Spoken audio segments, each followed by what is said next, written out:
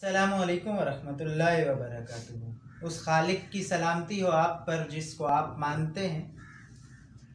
चाहे आप उसको अल्लाह मानते हो, चाहे ईश्वर मानते हो, चाहे गॉड मानते हो, चाहे आप उसे किसी और नाम से पुकारते हो। इंसान आज तक इस मखमसे का शिकार है कि उसको खुदा को ढूंढना है, खुदा को पाना है और खुदा को पहचानना है। हालांकि किसी भी खुदा ने, यानी आप खुदा को जिस जाविये से देखते हैं, आपके परवरदिगार ने कहीं पर भी आपको ये नहीं कहा कि आपने उसको ढूंढना है,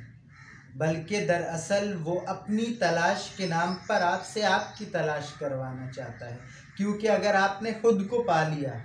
कि आप क्या हैं, तो आपको अपने अंदर ही उसका जलवा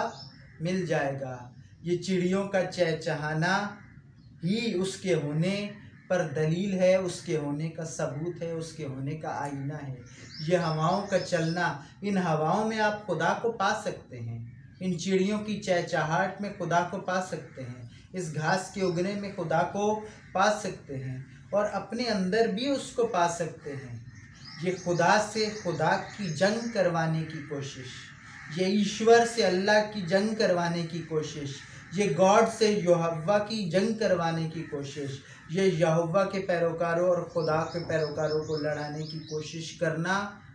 ये दुनिया का घिनौना तरीन जुर्म है कि खुदा के नाम पर लोगों को इस तरह से सरगर्दान कर दो कि लोग खुदा के नाम पर खुदा के बंदों से नफरत करने लग जाएं। लोग खुदा के नाम पर उन मसाइल में उलझ जाएं जिनका ना खुदा से ताल्लुक़ है, ना खुदा के बंदों से ताल्लुक़ है। आज दुनिया के अंदर पनागुज़ीनों का मसला है, आज दुनिया के अंदर गुर्बत का मसला है, आज दुनिया के अंदर हुकूक का मसला है। और फिर वो मज़लूम तबका तो बहुत ही मजलूम है, खुसूसन हमारी मुमलिकत पाकिस्तान में औरतों के हुकूक पर बात होती है, आज ख्वाजा सराओं के हुकूक पर तो बात हो रही है, आज दीगर माइनॉरिटीज़ के हुकूक पर तो बात हो रही है, आज स्टूडेंट राइट्स पर बहुत बड़ी बड़ी तहरीकें उठती रही हैं इस मुल्क के अंदर, और जिन्होंने हुकूमतें बदलने में भी कलीदी और बुनियादी किरदार अदा किया। लेकिन एक तबका वो भी है जिसके राइट्स पर आज तक कोई बात नहीं करता। ये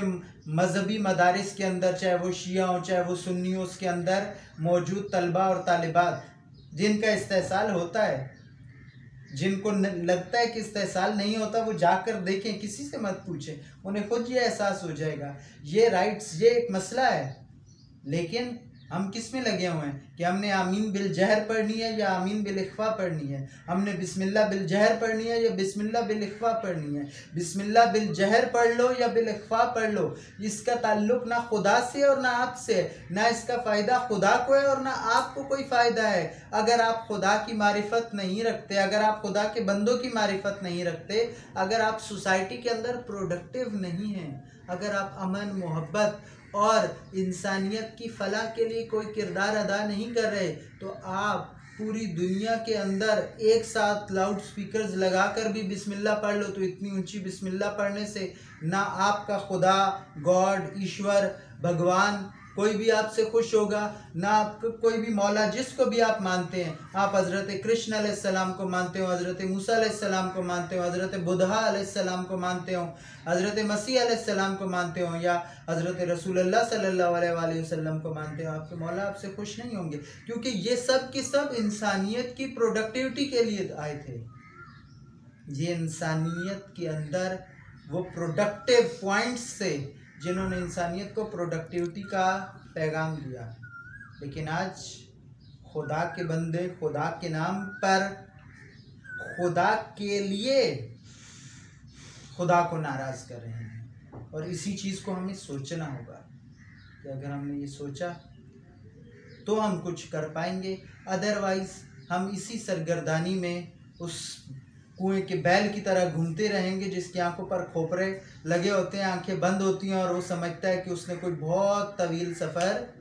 शुरू कर लिया। और हम इस बात को उन दोस्तों का शुक्रिया अदा करते हुए ख़त्म करेंगे कि जिन्होंने इस वीडियो की प्रोडक्शन में हमारा साथ दिया, खुसूसन हमारे बहुत ही अजीज़ और फ़िक्र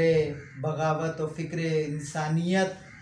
कि पैगंबर कहना चाहिए नई नस्ल के लिए, और ख़ुसूसन सरज़मीन सिंध और वादी महरान के लिए जनाब रज़ा अब्बास हैदरी की शुक्रिया के साथ अस्सलामु अलैकुम वरहमतुल्लाहि वबरकातुहू।